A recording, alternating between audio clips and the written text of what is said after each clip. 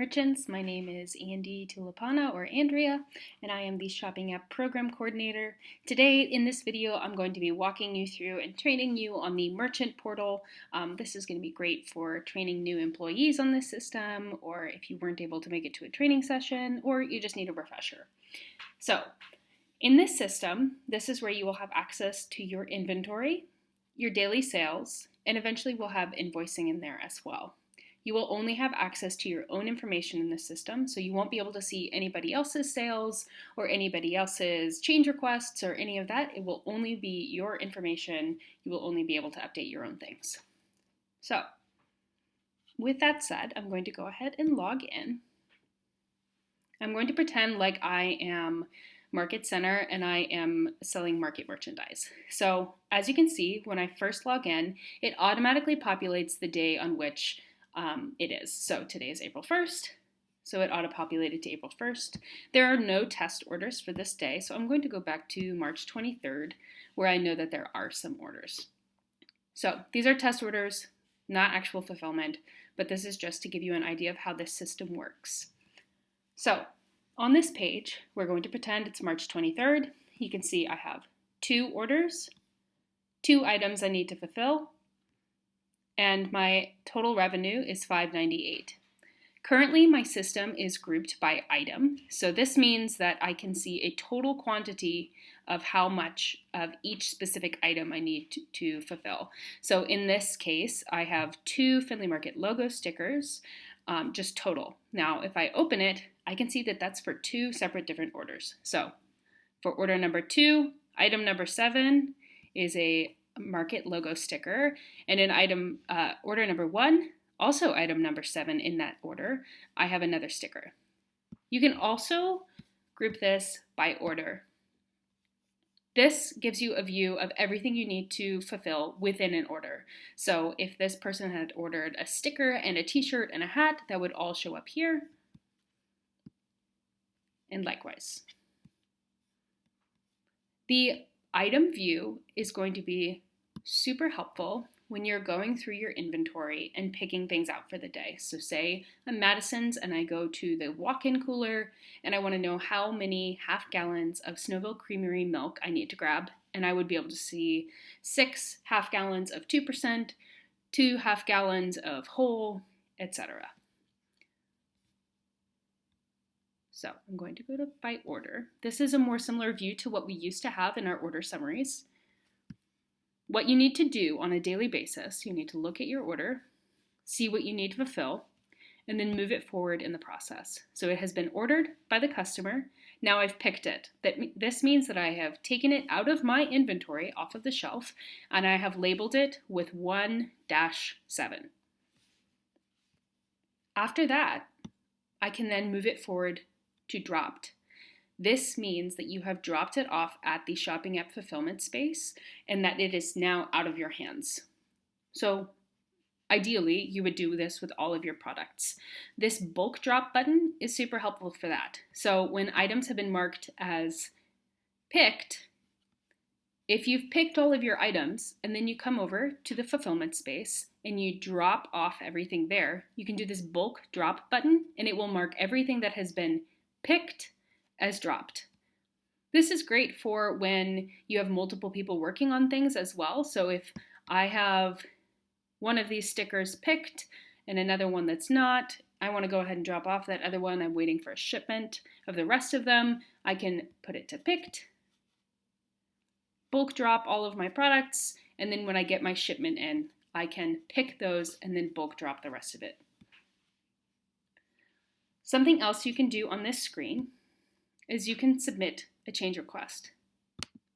So these are pretty self-explanatory, but change quantity, if somebody orders 2 of something and you only have 1, you would select change quantity and you would write in the quantity that you have available, and then you could write notes.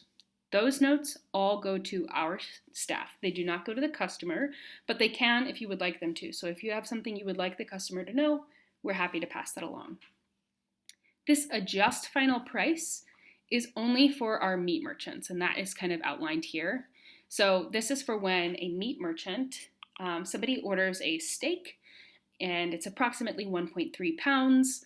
It ends up being 1.5 pounds, so they need to adjust it to 1.5 pounds of steak, and then the price that goes according to that. This system does not do any math, so you need to put in the final price from your system into this. It will not calculate it for you. Now, out of stock. This is a really great aspect of this system. So we can do out of stock, no replacement. That means I have nothing else like this. I'm not going to submit any change request. But you can suggest a replacement. So this will search your current inventory that is on the app. If you are not offering a product on the shopping app, you cannot offer it as a change request suggestion. However, there's a bit of a workaround. If you would like to offer a product as a replacement and it's not currently in your inventory, you can create a new product and then it would show up in this system. But we'll go over how to add in a new product in a second. So I'm gonna put in hat because I know that they have some hats. All right, I'm going to go ahead and select this trucker hat in replacement of this sticker. Hats are great. You could put something like customers that like this flavor often like this other flavor, anything like that. Again, that will go to our team, so we will see it, and if you want it to be passed along to the customer, just let us know. Now, I am going to go into my admin account and approve this separately. I'm going to approve this change request. So when we receive change requests, especially for substitutions, we reach out to the customer and ask them if they would like the suggested replacement. And then we accept or reject based off of their wishes. Now you can see this little red dot popped up. That means that some action needs to be taken. In a separate system, I approved that change request. So now you can see it moved away from where it was in the open position, and now it has been approved. So the price change, it's up $14. I'm going to sub the sticker with a hat. Now if I go back to my daily orders, I'm gonna go back because today we're pretending it's the 23rd. Now you can see that that other sticker has been replaced with this hat. Now I need to fulfill this hat instead. Likewise, if the substitution is rejected by our team, it would have removed it completely. So you would no longer have to fulfill that sticker. And now you can see that my revenue is up. Now, the other thing that you can do in this system is you can look at your inventory. This is all of the inventory that is currently offered for market merchandise on the shopping app. I'm going to go ahead and click into one of them, and we'll go through what all of the different aspects of inventory is. So first off, you have the title and a description. The things that are required for creating a new product are title, description, photo, and price. So you can see I've got the title, I've got a description. You can see that this says the status is draft. This means that this product is not actually available on the shopping app. Customers cannot order it. This is a great aspect of this system, that you can move products from active to draft or draft to active in accordance with the season. So if you've got seasonal items that you only offer for the holidays, say you've got turkeys for Thanksgiving, it's only available in November. So you would put them active in November and then set them to draft for the rest of the year. That means that it will stay in your inventory. You don't have to delete it, but it won't be live on the store. So right now this one's in draft, but I could make it active on the store, and then I would be able to start selling it. It's important to note that you should not put products to active unless you are willing to fulfill it the following day, because it will immediately go live on the store. You can see the photo. Now in this system, when you create a new product, you can only add one photo at a time. It will only let you add one photo, but in my system, as a Findlay Market CFFM member, I can add as many as I want on a different portal. So if you want multiple photos for a product, send them to me at atulapana@findlaymarket.org, and I will be able to attach those to the products. So if you want additional photos of it being eaten, it being plated, all of those things, I can add them in my system, but add your first one in here.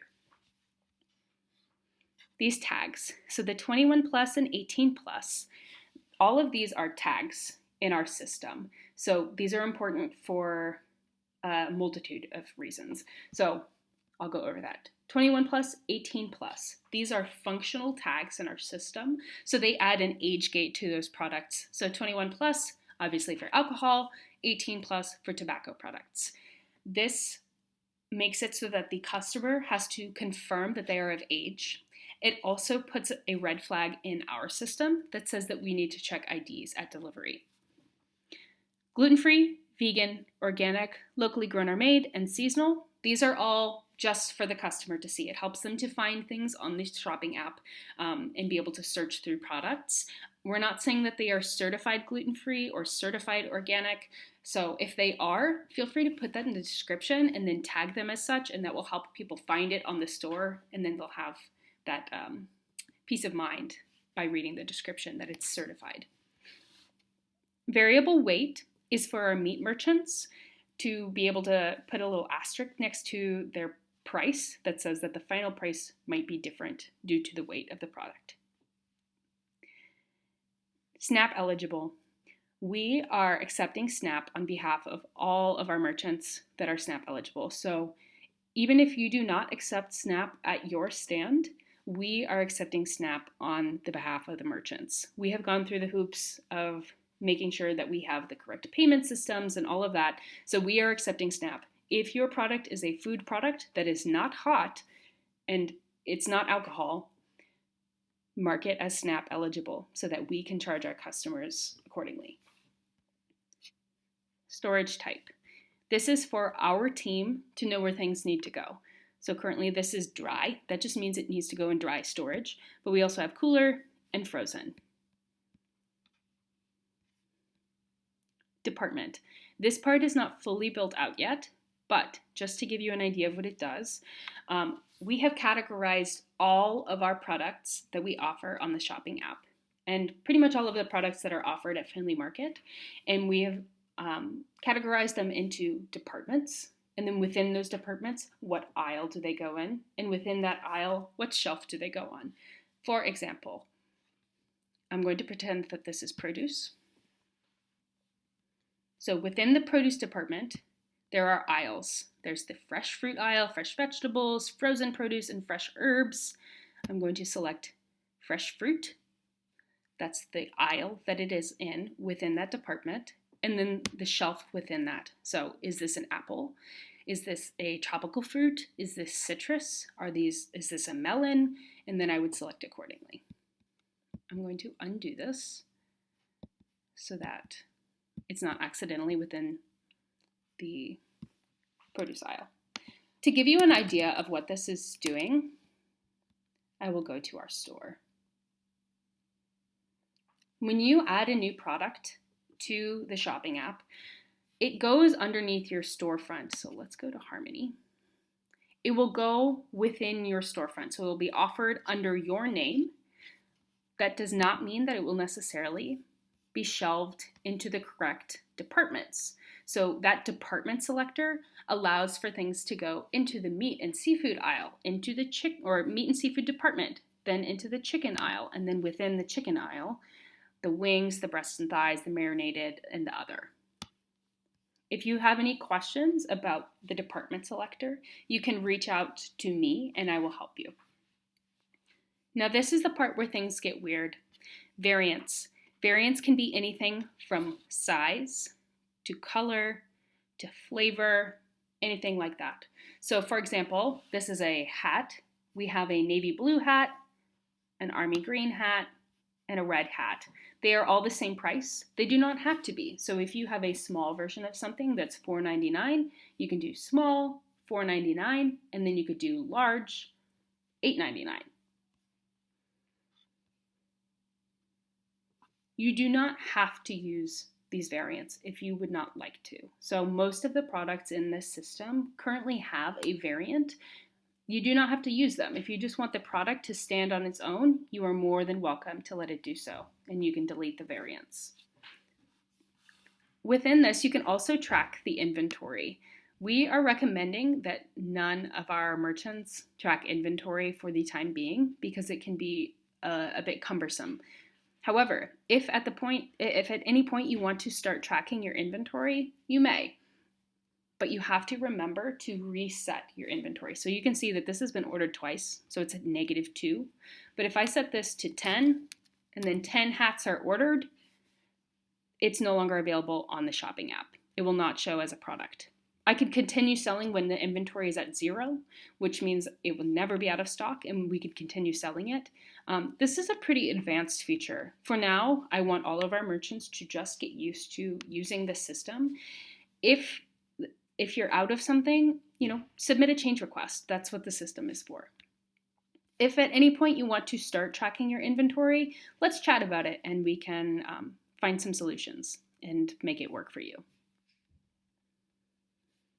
So when you create a new product, it will ask you for the title.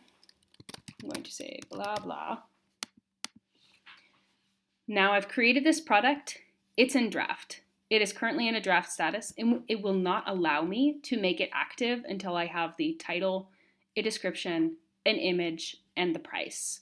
So when you create a new product, it will automatically go to draft, and it will not go to active until you have all of those things and you set it to active. Now, if you want to add a bunch of new products, this might not be the system to use. So this system is great for adding a few products here and there, but if you have a complete overhaul of your inventory and you would like to add 20 new products, reach out to me. We have a spreadsheet that you can fill out because I can add products very quickly. Okay, now let's go over a few housekeeping things. So number 1, pricing strategy. We are price honoring with our system. So if you have a blanket that is $10.99 on Tuesday, somebody orders it on Tuesday for pickup on Thursday. If you change the price on Wednesday, that Thursday order will not reflect that Wednesday price. It will reflect the Tuesday price, and we are going to honor that Tuesday price.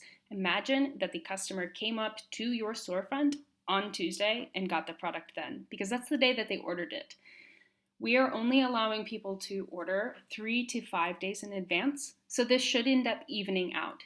If you see a problem with this, we can talk about it, but we are going to honor that price, and that is outlined in this service agreement. Also, people will pay for convenience. Ordering online is a major convenience, so we are charging a 5% fee on gross sales to all of our merchants.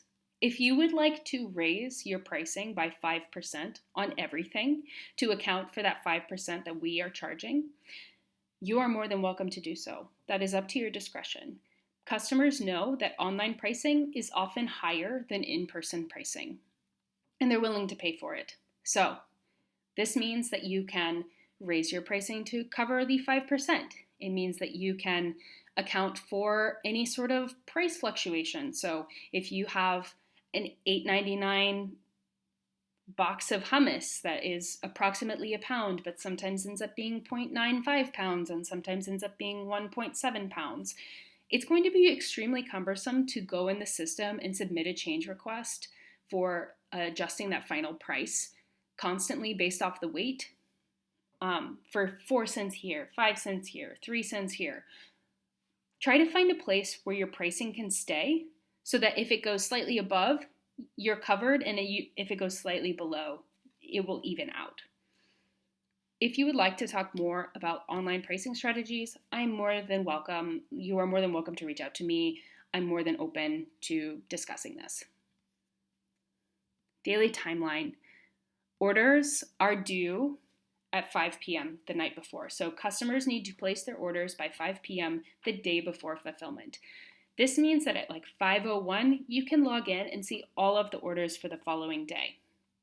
You can also see them as they roll in.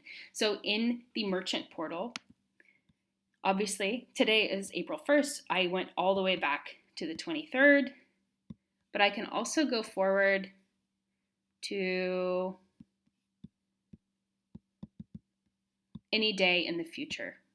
Like I said, we're only allowing people to order a few days in advance. So, going all the way out to May would not necessarily be productive, but I can go out to the 6th. You can see them roll in. But for this purpose, you can log in at 5:01, see the orders for the next day. If you see that you have things that are out of stock, that have been ordered, you are more than welcome to begin submitting change requests the day before fulfillment. Our team will not respond to any change requests until the day of fulfillment. But we open the fulfillment center at 9 a.m. and can start receiving orders. This also means that we can come in, and if we log in and we see that there are change requests, we will go ahead and send those forward to the customer and can start getting those through. Orders are due to our staff by noon. So it needs to be in the fulfillment center by noon. That includes change requests. So if you have something that is out of stock or you want to submit a replacement, those all need to be into us by noon. We don't necessarily need the substituted item, but we need to know that there is the potential for a substitute so that we can reach out to the customer. Then we will reach out to the customers, and as soon as we hear back from them, we will either approve or reject the change requests in the portal. The portal does not do any sort of push notification, so you need to keep your eyes on the change requests to know whether or not they have been approved or denied. We are setting a time limit on customers so that they only have a certain amount of time to respond to our change requests until, say, 2 p.m., so from noon to 2 p.m. to respond to us. Otherwise, it will be rejected on their behalf.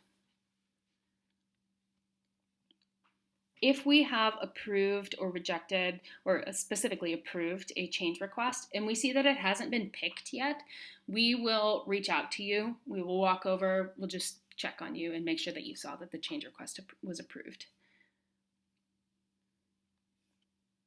All right. If you have any other questions about this system, you can reach out to me. I'm happy to answer any questions or concerns that you may have. I'm also willing to walk over to your storefront. Just let me know.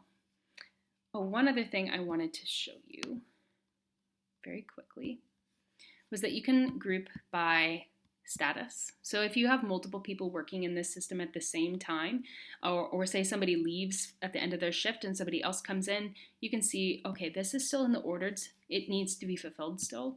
And this has already been picked, so you can know where things are. That's what this group by status is. All right. Please let me know if you have any questions. I'm available over email or text or phone call. I can come over in person. Just let me know. Thank you so much.